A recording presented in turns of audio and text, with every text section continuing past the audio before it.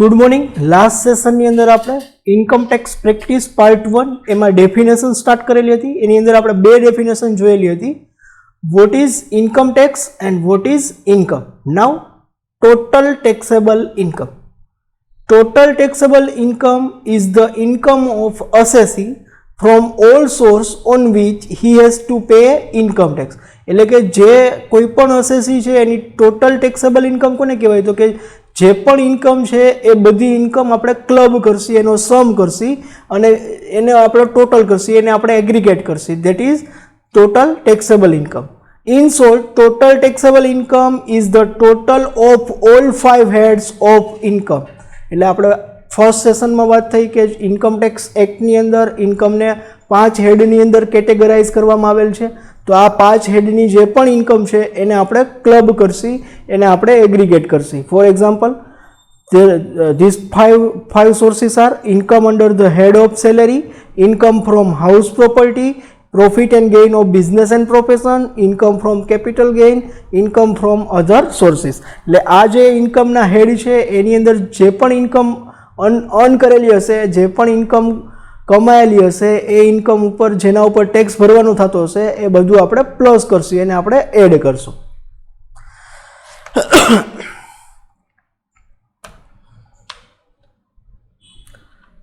It is total of taxable income under all the head before making any deduction and exemption.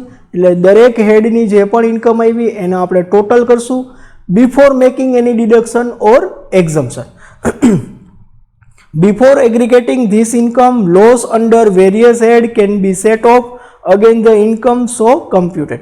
એટલે એ હેડમાં particular inter હેડ adjustment કરવાનું થતું હોય. For example, business અને પ્રોફેશનની અંદર કોઈ એક પર્સનના બે બિઝનેસ છે.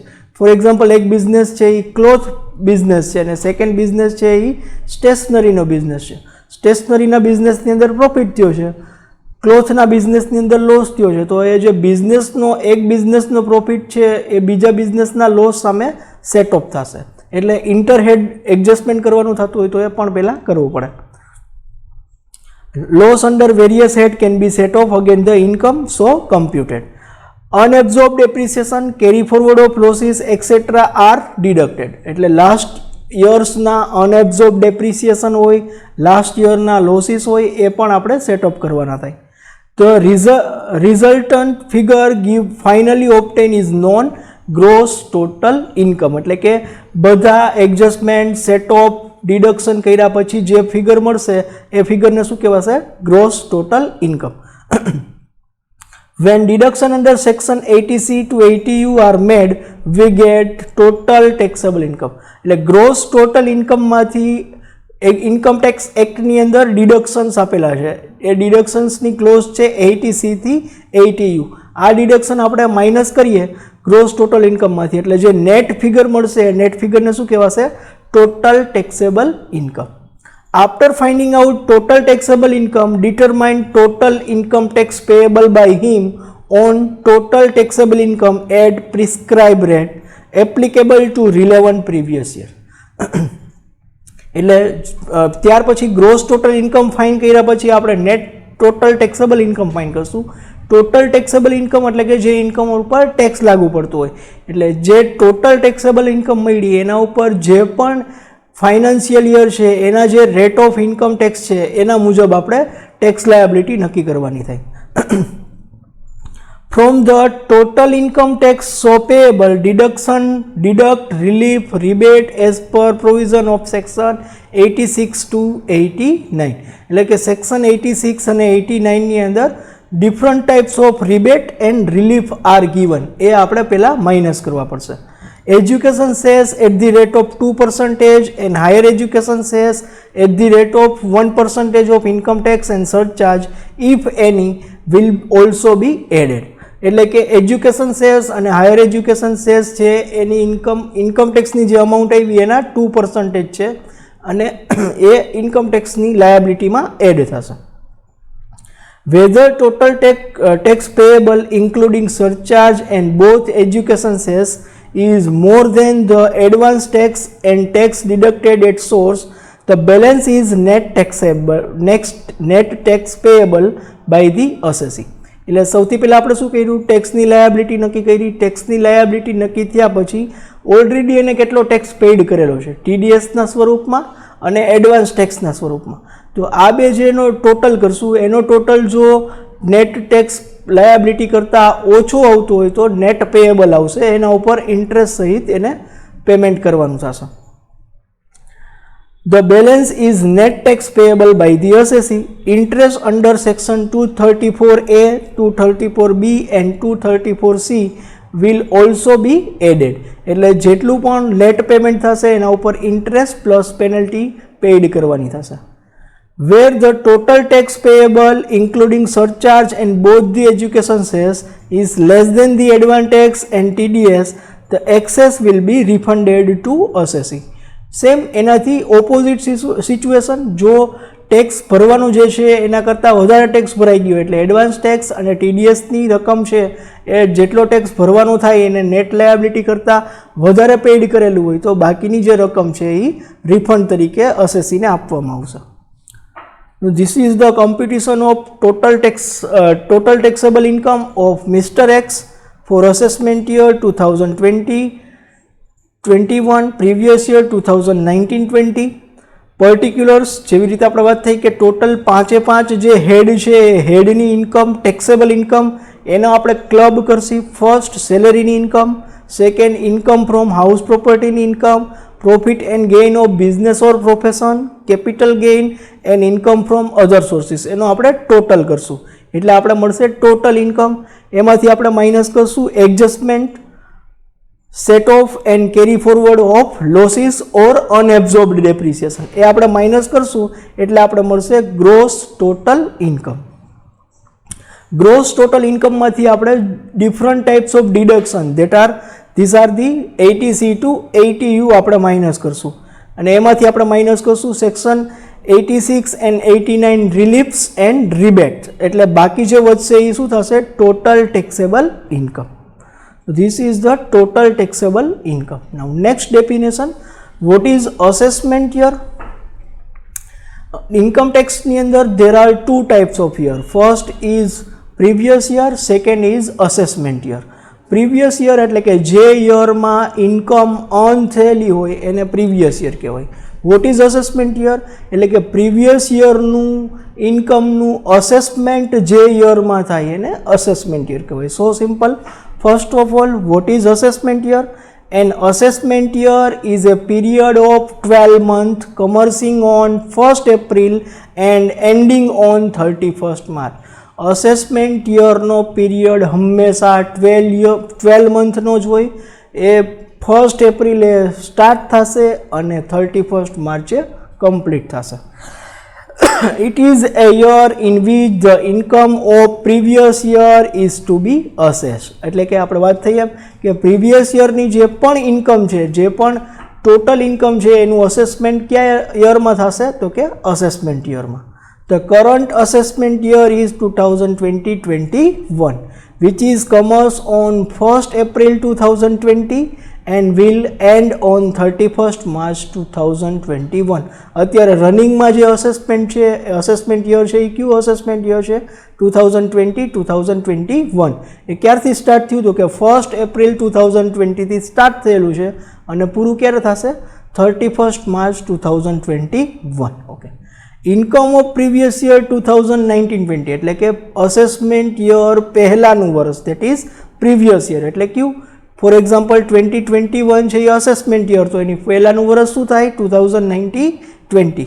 એટલે income of 2019-20 will be assess during assessment year એટલે કે લાસ્ટ યરની ઇન્કમ છે એ અત્યારે અસેસમેન્ટ થશે. In sum country is called tax year. ઘણા બધા કન્ટ્રીમાં અસેસમેન્ટ યરને ટેક્સ યર તરીકે પણ ઓળખવામાં આવે છે. It is a fix period of 12 month without change of date. Assessment year હંમેશા 12 મંથનું જ હોય, એક યરનું જ હોય, વિધાઉટ ચેન્જિંગ એની dates. During the assessment year the income of previous year is assess according to the rate of tax prescribed by financial act 2020 present in form of annual budget. એટલે આપણે ઇન્ડિયાની અંદર દર વર્ષે 1 ફેબ્રુઆરી પહેલાં last day of February budget declare થતું હતું. હવે 1 day of February budget declare થાય અને એ બજેટ જે ડિક્લેર થાય એની અંદર એક પાર્ટ હોય ઇન્કમ ટેક્સનો પાર્ટ, એને કહેવાય ફાઇનાન્શિયલ એક્ટ. જે ઇન્કમ ટેક્સનો પાર્ટ છે, ટેક્સનો પાર્ટ છે, એને ફાઇનાન્શિયલ એક્ટ કહેવાય. અને જે વર્ષમાં ડિક્લેર થતું હોય એ વર્ષ પાછળ લાગી જાય. ફોર એક્ઝામ્પલ 2020માં બજેટ ડિક્લેર થયું છે તો ફાઇનાન્શિયલ એક્ટ 2020. 90માં ડિક્લેર થયું હોય એને શું કહેવાય? Financial act 2019. બજેટની અંદર શું ડિક્લેર થઈ શકે? શું ડિક્લેર થાય? તો બજેટની અંદર બે વસ્તુ ડિક્લેર થાય. ગવર્મેન્ટ પોતાની ઇન્કમ અને એક્સપેન્ડિચર એનું બજેટ બનાવે. તો ઇન્કમ ક્યાંથી થશે ગવર્મેન્ટની? તો આપણે ફર્સ્ટ સેશનમાં જ વાત થઈ કે કોઈ પણ ગવર્મેન્ટનો મેજર સોર્સિસ ઓફ ઇન્કમનો પાર્ટ શું છે? તો કે ટેક્સનો પાર્ટ છે. એટલે બજેટ જ્યારે ડિક્લેર થાય ત્યારે જે તે નેક્સ્ટ યર માટે ઇન્કમ ઉપર કેટલા રેટે ટેક્સ લેવામાં આવશે એ ડિક્લેર થતું હોય. એટલે જે પણ નક્કી થયેલું છે એ મુજબ અસેસમેન્ટ યરની અંદર એનું અસેસમેન્ટ થશે અને એ મુજબ એના ઉપર ટેક્સ કલેક્ટ થશે. Next definition, previous year. Previous year means the financial year immediately preceding the assessment year. Previous year કોને કહેવાય? તો કે અસેસમેન્ટ યર પહેલાંનું વર્ષ એને પ્રીવિયસ યર કહેવાય. It is also cold accounting year or income year. એને એકાઉન્ટિંગ યર પણ કહેવાય અને ઇન્કમ યર પણ કહેવાય, કારણ કે એ યરની ઇન્કમ અસેસમેન્ટ યરમાં અસેસ થશે. The current assessment year is 2020-2021, which is commence on 1st April 20, will end on 31st March 2021. The previous year for this assessment year, એટલે કે 2021 માટેનું previous year income year કયું થશે? તો કે 2019-20. હવે આપણે જોયું હતું અસેસમેન્ટ યરમાં કે અસેસમેન્ટ યરનો પીરિયડ હંમેશા 12 મંથનો જ હોય. પ્રીવિયસ યરમાં એવું હોતું નથી. પ્રીવિયસ યર 12 મંથ કે એનાથી ઓછા ડ્યુરેશનનું પણ હોઈ શકે.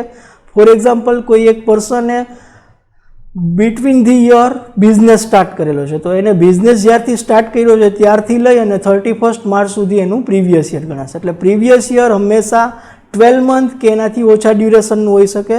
અસેસમેન્ટ યર હંમેશા 12 મંથનું હોઈ શકે. According to Income Tax Act, it is compulsory for all assessee to present their accounts for the year ended on 31st March every year. Income tax act મુજબ દરેક અસેસીએ પોતાના books of account April to March present કરવાના રહેશે.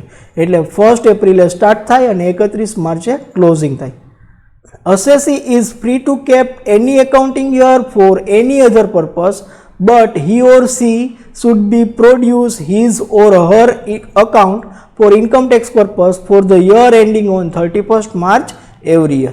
એને પોતાના business માટે કોઈપણ ટાઈપના અસેસમેન્ટ, કોઈપણ ટાઈપનું યર રાખી શકે. For example January to December, for example Vikram Samvat year પણ રાખી શકે. આપણે ગુજરાતમાં ફોર એક્ઝામ્પલ દિવાળીએ ચોપડા પૂજન થતું હોય ત્યારે આપણે ચોપડા બંધ કરતા હોય, પણ ઇન્કમ ટેક્સ એક્ટ મુજબ હંમેશા અકાઉન્ટિંગ 31st માર્ચના જ ક્લોઝ થવા જોઈએ અને એ જ રીતના બુક્સ ઓફ અકાઉન્ટ ઇન્કમ ટેક્સને સબમિટ કરવાના હોય.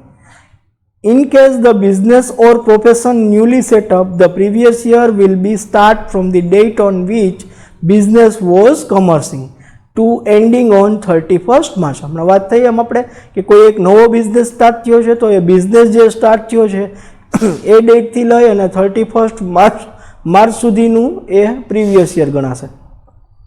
For example, the business is started on 30th June 2019, then the previous year will be from 30th June to 31st March 2020. So this is the previous year. Now next definition, what is assessee? According to income tax, assessee is categorized in 4 parts. First part, a person liable to pay any tax or any sum of money under this act. એટલે કે income tax એક્ટની અંડરમાં કોઈ એક person, કોઈ એક વ્યક્તિએ કોઈ પણ ટાઈપની ટેક્સ અથવા તો બીજા કોઈ પણ ટાઈપની પેનલ્ટી, સરચાર્જ, ઇન્ટરેસ્ટ એ પેઇડ કરવાનું થતું હોય તો એ અસેસી, એ પર્સનને અસેસી તરીકે ટ્રીટ કરવામાં આવે છે. Second, a person on which any procedure or steps has been taken under the act. Income tax act મુજબ કોઈ વ્યક્તિ ઉપર કોઈ પણ ટાઈપની કાર્યવાહી કરવામાં આવતી હોય, કોઈ પણ ટાઈપની પ્રોસિજર કરવામાં આવતી હોય તો એ અસેસી તરીકે ટ્રીટ થશે.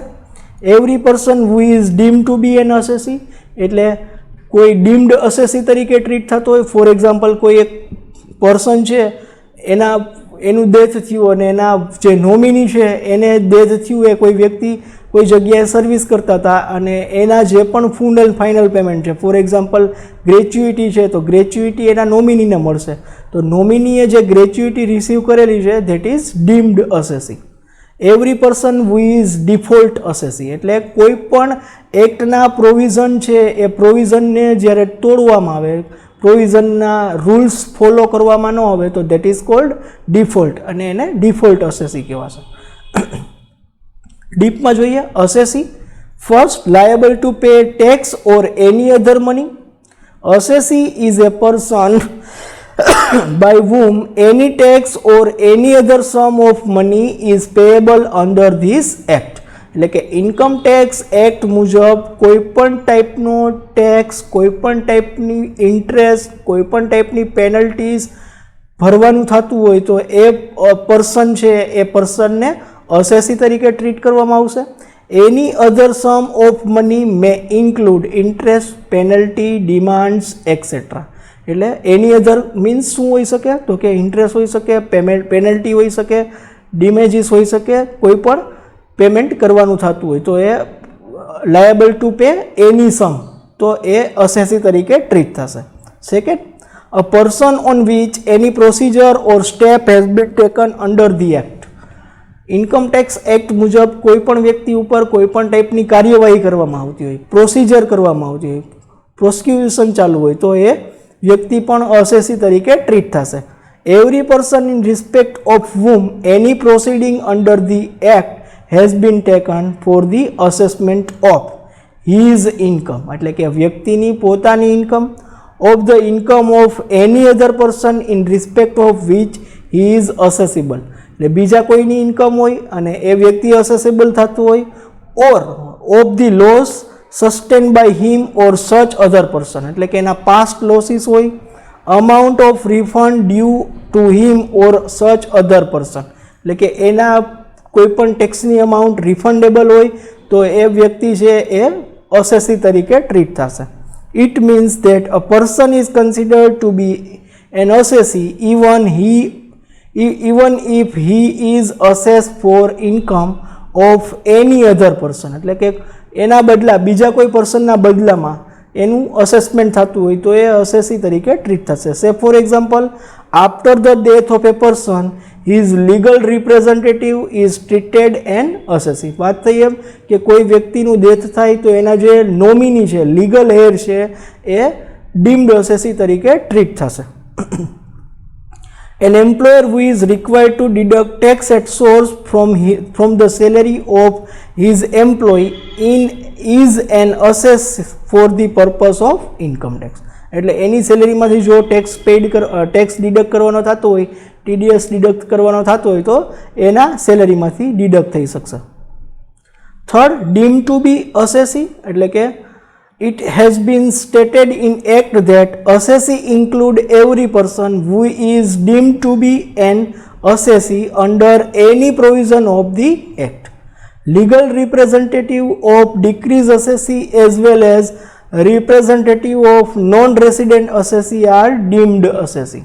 એટલે કોઈ વ્યક્તિ NRI હોય, NRIના લીગલ રિપ્રેઝેન્ટેટિવ જે ઇન્ડિયામાં બિલોંગ કરતા હોય તો એ ડીમ્ડ અસેસી તરીકે ટ્રીટ થશે. જ્યારે પણ પાન કાર્ડનું ફોર્મ ભરો ત્યારે રિપ્રેઝેન્ટેટિવની ડિટેલ દેવાની હોય. ફોર એક્ઝામ્પલ તમે NRI હોય તો પાન કાર્ડના ફોર્મની અંદર લીગલ રિપ્રેઝેન્ટેટિવની ડિટેલ્સ ઇન્કમટેક્સ ડિપાર્ટમેન્ટ માંગે છે.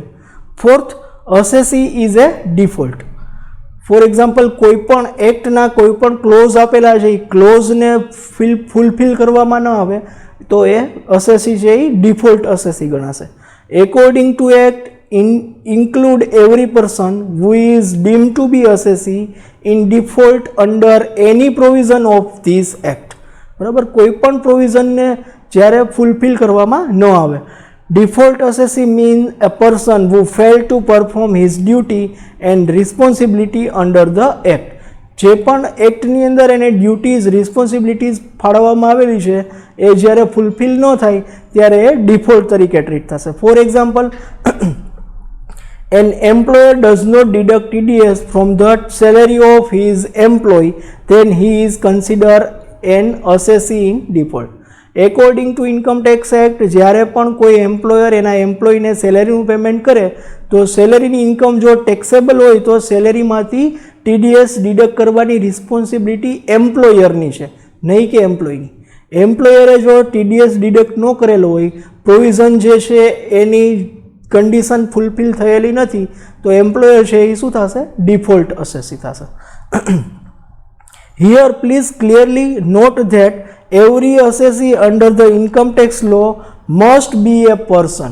બરાબર, દરેક અસેસી છે એ પર્સન છે, but every person is not necessarily an assessee. પણ દરેક પર્સન છે એ અસેસી નથી. Every assessee is person, but every person is not assessee. For example, if senior citizen Mr. Parikh is having an annual income of rupees 2,30,000 which is not above the exemption limit of rupees 2,50,000, then he is not an assessee but he is person. For example, કોઈ એક વ્યક્તિ છે, senior citizen છે, એની income below the exemption limit છે, તો એ person છે પણ અસેસી નથી.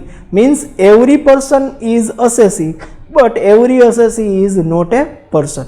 તો નેક્સ્ટ ડેફિનેશન આપણે જોવાની થશે પર્સન, જે આપણે જોશું નેક્સ્ટ સેશનની અંદર.